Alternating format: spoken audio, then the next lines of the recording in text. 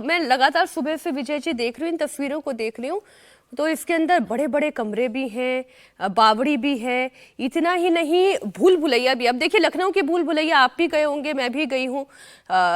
Ticket लेकर हम भूल भुलैया देखने जाते हैं। ये भी तो एक ऐसी जगह हो सकती थी, पहचान छिपा के रखी गई इसकी। देखिए, संभल के लिए कहा जाता है कि वो पृथ्वीराज चौहान ने उसको राजधानी बनाया था जी। हालांकि उसके बहुत सारे पुख्ता सबूत अभी नहीं है, लेकिन फिर भी बहुत चर्चा रही कि पृथ्वीराज चौहान ने उसको कैपिटल के तौर पर बनाया और डेवलप किया।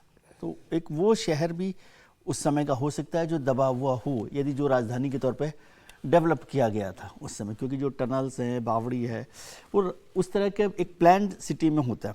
और वैसे दूसरी तरह से यदि पुरातन इतिहास से देखें तो संभल को कल्कि के जन्म स्थान के तौर पर देखा जाता है, 10वें अवतार के तौर पर। ये दो बड़ी बातें। लेकिन मैं इसमें इस बात से थोड़ा सा नाइत्तेफाकी रखता हूँ कि ये जो सारी इमारतें हैं या जो टनल हम देख रहे हैं, ये आज जो आबादी है उसने छुपाया होगा, इसको दबाया होगा। ये तो क्या होता है कि हमारा एक नहीं सिस्टम में होता है कि 100 साल में शहर दब जाते हैं, कोई बड़ा तूफान आता है, कोई भूकंप आता है, वो सब हुआ होगा। और जहां हो रहा है उस आबादी को भी शायद नहीं पता होगा, नहीं वो खुद भी हैरान होंगे। हाँ, हैरान होंगे। ये पक्ष तो इसलिए ये मान लेना कि नहीं किसी ने इसको दबा दिया है, ऐसा नहीं है। ये अच्छी बात है कि जब वो किसी भी बहाने से निकल कर आई है तो आप उसको कैसे कंजर्व किया जा सकता है, कंजर्वेशन पर काम किया जा सकता है, नए तरीके से कैसे एएसआई उसको बेहतर तरीके से रख सकती है, इस पर काम किया जाना चाहिए। लेकिन हर बात में हम ये सोचे कि नहीं किसी ने दबाकर अपना घर बना लिया है या मस्जिद बना ली है, वो ठीक नहीं है। मैं ऐसा समझता हूं। मतलब पहचान छिपाने की कोशिश नहीं की गई है। पहचान छिपाने की कोशिश कम से कम इरादतन नहीं है। वो तो और अभी कम से कम जो लोग हैं 100 साल पहले, 50 साल पहले कब वो दबा होगा, किस कारण से? क्योंकि हम कहीं भी जाएं, हर शहर में हम देखते हैं, अयोध्या भी हम लोग जाते हैं, हर शहर नया बस गया। आज हम दिल्ली देख रहे हैं, दिल्ली का जो एक पुराना हिस्सा होता था 1900 में जो दिल्ली थी, वहां से हम दिल्ली पूरी पूरी मूव कर गई है। और कभी कुछ बड़ा ही घटना हो जाए तो वो सब कुछ दब जाएगा। बिल्कुल ठीक बात। तो शहरों का, पूरी प्रकृति का ये नियम है कि सारे शहर सब कुछ बदलता है। हम द्वारिका जाते हैं तो द्वारिका वट, आप वहां पर देखिए कि द्वारिका की नगरी वो समुद्र के किनारे नीचे जो है अब भी मिलती है। तो ऐसे बहुत सारे शहर हैं, बहुत सारे। लेकिन ये बड़ा रहस्यपूर्ण है। चीज तो है ना सर, देखिए 78 का दंगा संभल के लिए पूरी तरह से सिर्फ डेमोग्राफी चेंज का नहीं था, पूरी तरह से वहां की संरचना, वहां का इतिहास, भूगोल सब बदल गया। 78 के दंगे के बाद हिंदू बोलना बंद करने की स्थिति में आ गया कि नहीं भाई बोलना ही नहीं, बात ही नहीं कर रही है, क्यों अपनी जान गंवाना है। 78 के दंगे के बाद जो वैश्य समाज, जो वहां का सबसे संपन्न और समृद्ध समाज था, वो वहां से निकलकर बाहर आ जाता है। जो वहां थे वो भी चुपचाप रह जाते हैं। तो जो उनके आस्था के स्थान रहे होंगे, अब दोनों ही चीज हो सकती है। एक तो ये कि कोई जानबूझकर दबाए तो चलो ठीक है, आज ही हम दबा दे रहे हैं, सब सामने दिखे।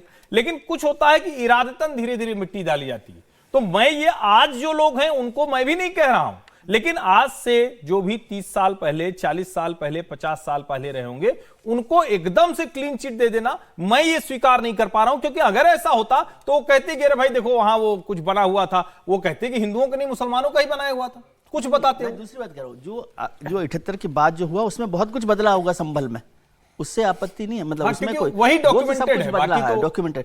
लेकिन ये जो घटना है ये 78 की नहीं है। ये दबा हुआ 78 पुराना का नहीं ही है, होगा। पुराना कुछ है, एक पुराना शहर जैसे दब जाता है। आप इसको कहीं भी दबाएंगे, कहीं से भी निकलेंगे तो बहुत सारी चीजें निकल कर आएंगी। और संभल जो है कोई छोटी वो नहीं है, वो पुराना एक उसका इतिहास है, लंबा इतिहास है, तो वो समृद्ध इतिहास वाला शहर रहा, प्राचीन शहर में। फिर मैं समीर जी से भी एक कमेंट ले लूं, फिर मुझे ब्रेक के लिए भी जाना होगा। योगी आदित्यनाथ जब से तीर्थ क्षेत्रों पर काम कर रहे हैं, फिर चाहे वो मथुरा हो, काशी हो, अयोध्या हो, उसमें वो एक संभल को भी तीर्थ क्षेत्र बनाना चाहते हैं और इस इरादे के साथ वो काम कर रहे हैं, यानी कि पश्चिम पूर्वांचल, अवध और रुहेलखंड, ये पूरा मैप उनके सामने है।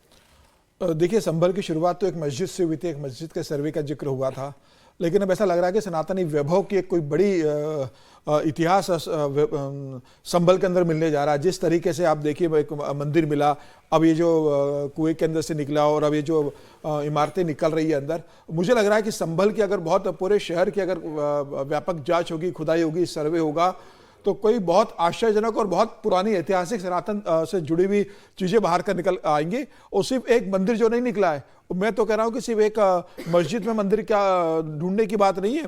अब संभल के अंदर इस मामले की मुहिम चलना चाहिए कि क्या कहीं और बड़े मंदिर बने थे, कहीं और छोटे मंदिर बने थे जो समय के हिसाब से वहां लुप्त हो गए। अब तो अखिलेश यादव जी को ये कहना चाहिए कि खोदोगे तो सांप्रदायिक सौहार्द नहीं खोदोगे, इतिहास को वापस पालोगे। बिल्कुल, लेकिन ऐसा कमेंट तो कुछ आया नहीं अभी तक। वैसे नहीं, अब उनके अपना राजनीतिक स्वार्थ है, उनके सांसद वहां से, उन्हें पता है कि संभल उनकी राजनीतिक भूमि रही है, लेकिन वो सनातन की भूमि के रूप में निकल कर आ रही है। अखिलेश यादव को अपनी एक राजनीतिक भूमि नहीं देखना चाहिए कि वहां से उनके सांसद और लंबे समय से वो सीट उनके पास रही है। मुझे लग रहा है आने वाले समय में संभल एक सनातन की बड़ी भूमि के रूप में प्रसिद्ध होगी और काशी मथुरा का जो जिक्र हो रहा है, आने वाले दिनों में संभल भी उसी रूप में स्थापित होगा, मुझे लग रहा है।